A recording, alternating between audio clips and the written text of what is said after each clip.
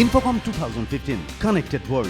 Our gold sponsors are LIC, Airtel Business, State Bank of India, Silver sponsor BSNL, banking partner Yes Bank.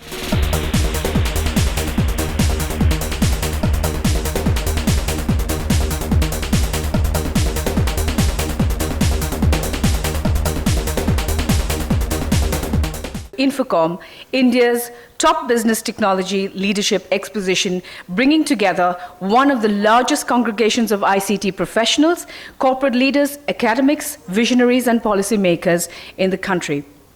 INFOCOM, the annual conference, was initiated in 2002, and over the last 13 episodes of the event, has emerged to be one of the largest platforms in the country where the IT experts and gurus of the corporate world interact with business users, policymakers, and academicians with an objective to empower businesses with IT for greater advantage. The inaugural ceremony of INFOCOM 2015, the New Delhi chapter.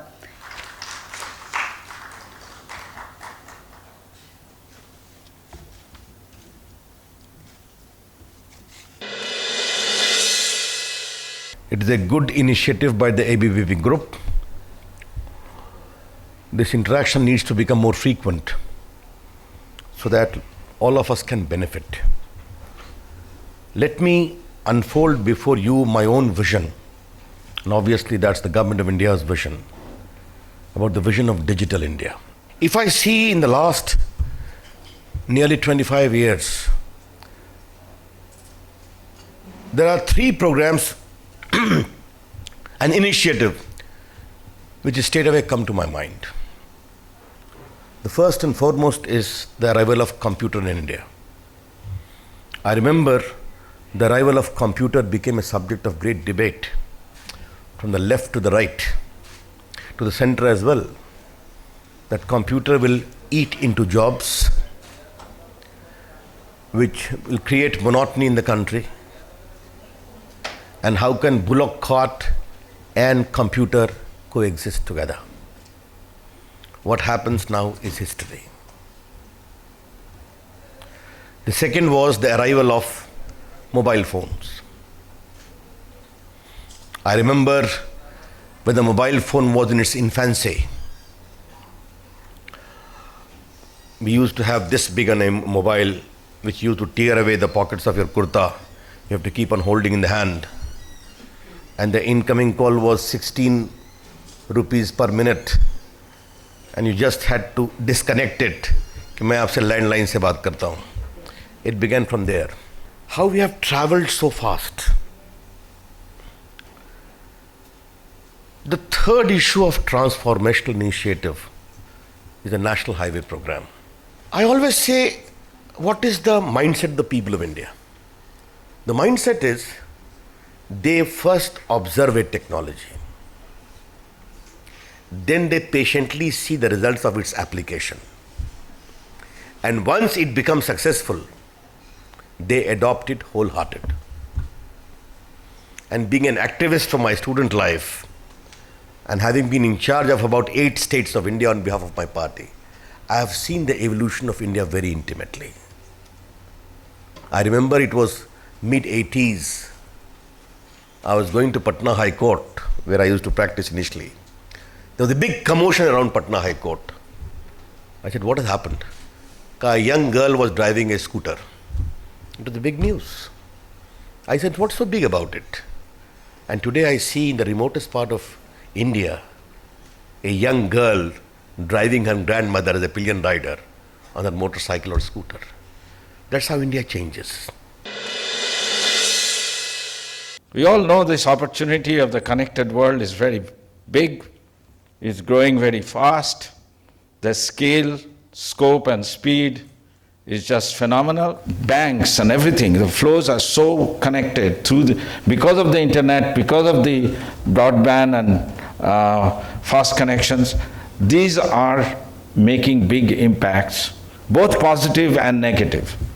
Billions of dollars or trillions of dollars of net worth has been created by being connected.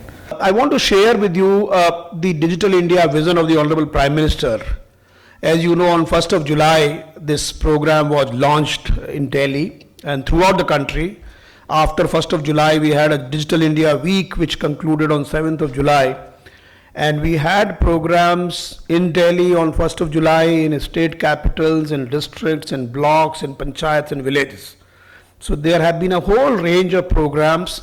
There have been a large number of government services delivered and new services have been launched. And the whole effort has been to really, kickstart the entire Digital India vision. I like to say highways, information ways or highways are the new highways. And that is the transformation that in this country we are beginning to see through a whole host of initiatives. When you're a developing country, when you have a vast population that worries about its next meal, their worry is how fast can you get something going? How fast can you, enable people to earn more money? You can't say jam tomorrow, no bread today. It has to be here and now. We'll be extending the data services to our customer, and we'll also, in a way, fulfill the objective of Digital India, which also wants that the objective of Digital India is to extend data services to every nook and corner of the country and connect the people digitally. It's likely that in about another 5 years, about 65-70% of Indian population would be carrying a smartphone, right? That's how this phenomena is growing today. And this is happening when voice business is just flattening out, right? If you see number of minutes of usage or the revenue produced per minute and the overall revenue produced out of voice as a business is declining. What is the biggest thing in each of your businesses that will happen in I'm not going to even say 5 years, but in the next 1 year that could be potentially be transformative? I think better measurement across platforms. I think in our business, all the 3 screens are going to converge completely. And data is the new buzzword and it is growing exponentially. You would be using voice free very, very soon. Or the generation will walk out of TV and walk into all other ways of consuming the news. Given the fact that 50% of the country's population is less than 30, and this statistics is not going to change for the next 20 years. Yes. And TV is rapidly declining in this generation, and non-TV sources are rapidly increasing. That rate at which this change will happen in the next 1 year will determine pretty much how we'll grow in the next 3 years. In this growing digital world, the laptops are slowly becoming, a bigger version of a cell phone. So, and cell phones are like the new laptops. So what is your say in that? Like the importance of laptops is it still prevailing? Yeah, I've seen this thing that the PC is dying many, many times in my career and it is not dead yet, right? I think what is happening is clearly smartphones are a new thing, and without a doubt, I think they give great value, user value, but the usage model is very different because the screen size, whatever said and done, is at best, even if you go for a phablet, is about 5.5, 6 inch. There are things that you can do with that screen size, but there are certain things for which you need a bigger screen size. People thought that tablets maybe would be that second device or the third device. But clearly laptops have come about. So if you see in the last few months or last few quarters, we've seen the tablet sale actually started to flatten out and dip, whereas laptop sales are actually in a way coming back. So I think that there is a space for these devices to coexist. I really don't think it's got to be one in lieu of the other.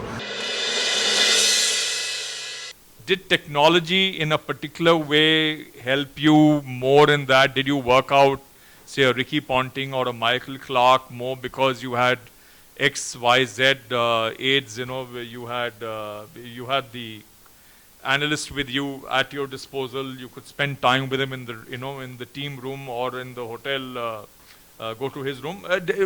Can you just relate, was there a technological help or a big touch of technology to India's fab win that time? No, I think technology has played a very important role in all our careers in terms of us getting better individually and also even strategizing your whatever you need to do with regard to the opposition.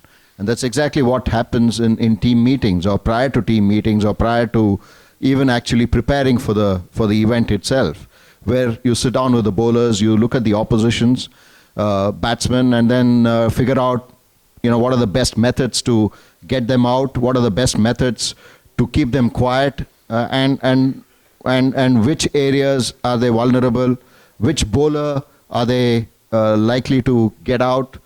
So all these mind games, or all these data doesn't lie. So it just certainly throws up instances where it has happened previously. Can you actually strategize in a T20 game? You have to, because every ball is an event. In a T20 game, you bowl 2 dot balls, and that becomes a game changer. You hit a 6 when you've been 20 for no loss after 6 overs or 5 overs, wherein the run rate is only 4 runs. I mean, that's not the norm in a T20 game. But you hit a 6, and suddenly the momentum shifts, and then you start getting those runs. So every ball is a moment, and you have to focus and probably put in everything to that one ball. And that's the challenge that you have. And how do you do that over a period of 120 balls is the key in a T20 format. Whereas in a test match, you always have the chance to come back. In a one-day game, you also have a little bit lesser chance to come back, but you at least have a chance. Whereas in a T20 game, if you lose out and lose the momentum, it's very difficult to come back. So yes, strategizing, using of these technical tools that you have are certainly, it enables you to get better and become more competitive.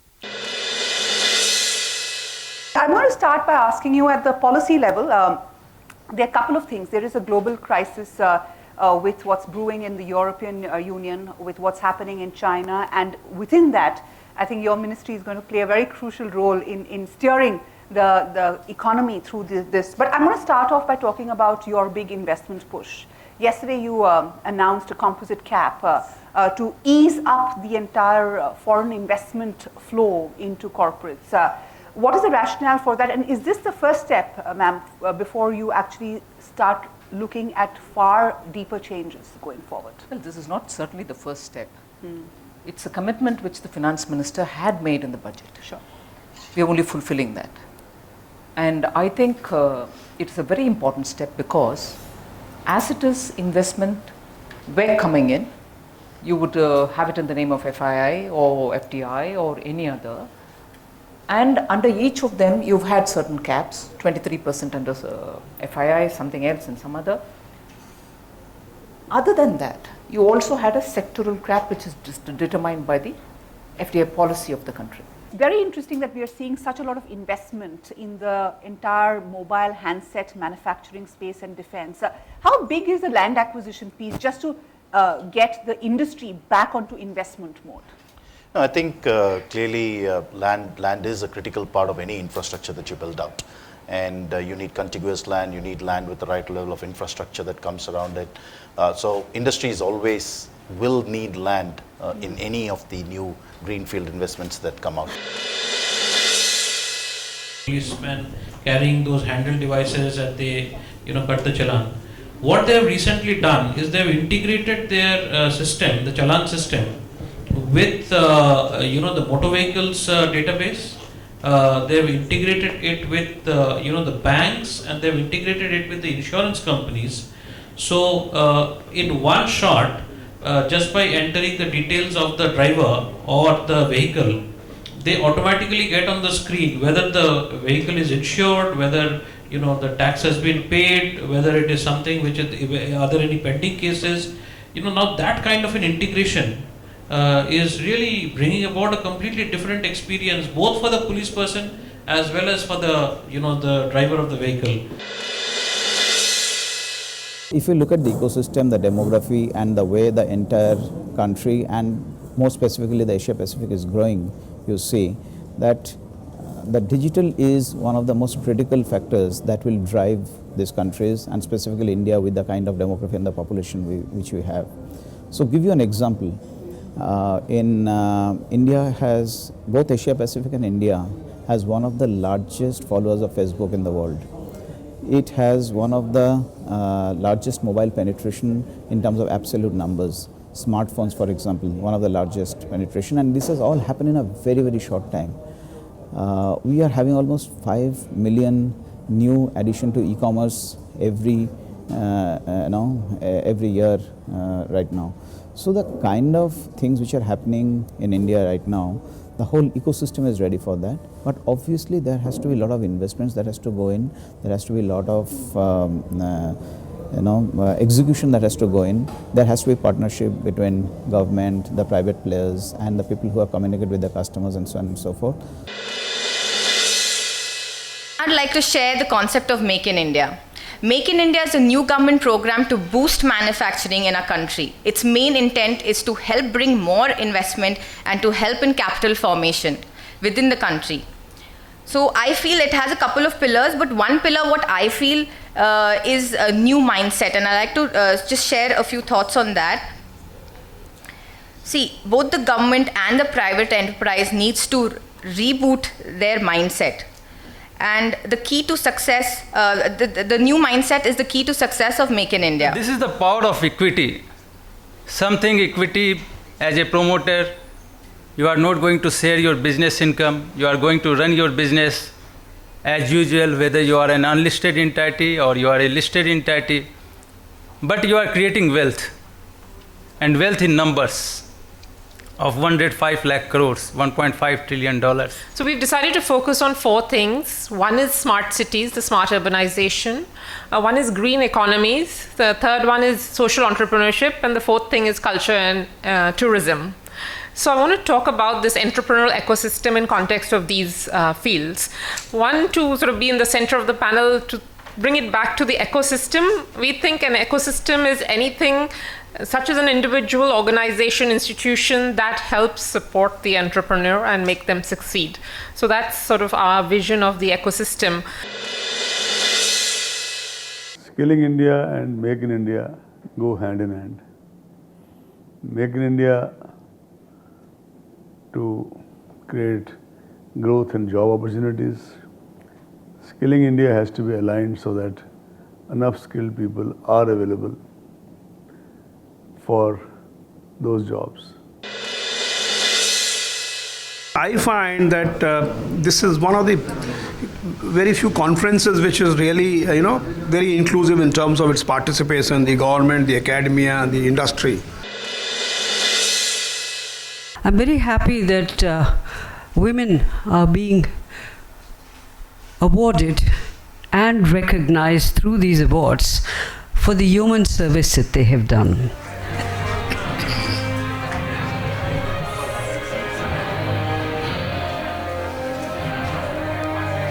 A bigger round of applause, ladies and gentlemen, for these very powerful women who are here tonight.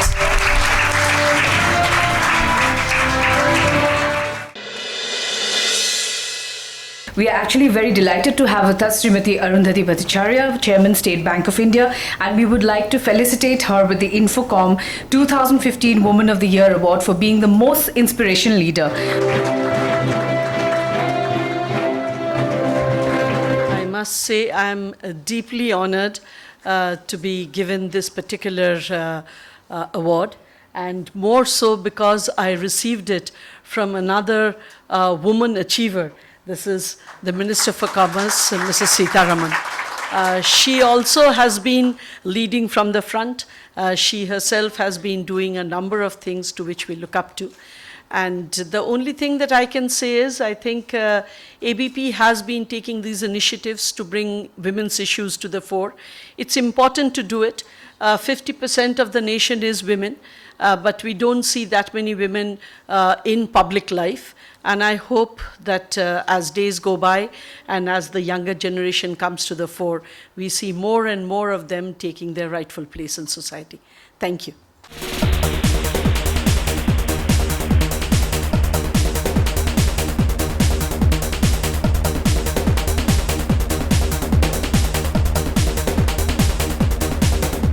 INFOCOM 2015 Connected World. Our gold sponsors are LIC, Airtel Business, State Bank of India, Silver sponsor BSNL, banking partner Yes Bank.